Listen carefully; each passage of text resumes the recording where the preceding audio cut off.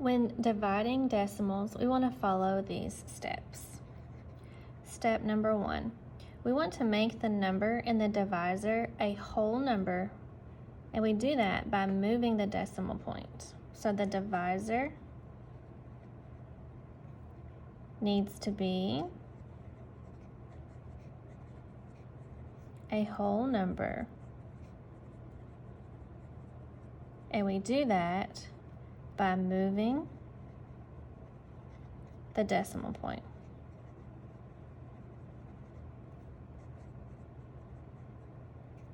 Step 2, if we moved the divisor, we also have to move the dividend. Move the decimal in the dividend the same number of places.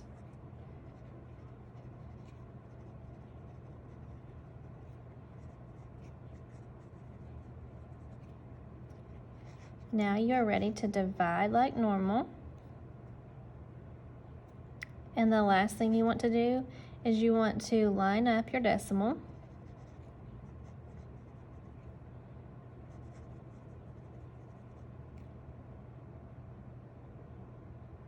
In your quotient.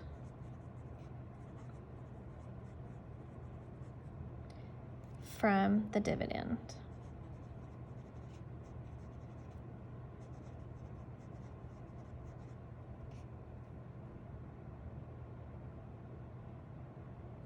Let's look at this example together.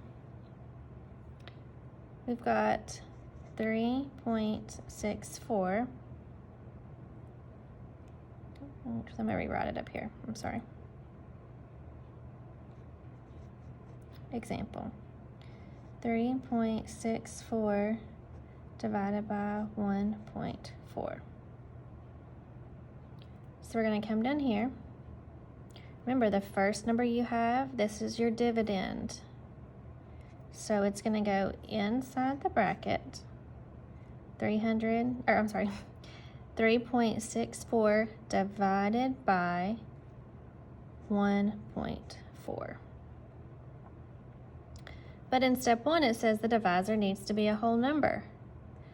So this divisor on the outside is very important. We don't want to divide by a decimal. We want to make it a whole number. They're easier to work with. So in order to do so, we're going to move the decimal here one place. So now I'm working with the number 14 as my divisor. If I move it one place in the divisor, I move it one place in the dividend. There's my new place for my decimal. That was step 2. If I move it in the divisor, I have to move it in the dividend the same number of spaces. Now I'm ready to divide like normal. 14 will go into 36. How many times? 2. And 14 times 2 will give us 28. We subtract. We're going to have to regroup. We're left with 8. Bring down this 4.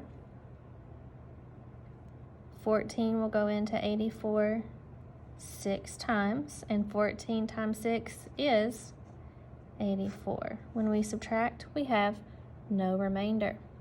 Don't forget this last step. Otherwise, your answer is incorrect. The answer as it stands in the quotient now is 26. That is not correct. You need to line up the decimal in your quotient from the dividend. This is where it's at in the dividend. Bring it straight up to the quotient. The correct answer is 2.6. Follow these same steps to divide any decimal.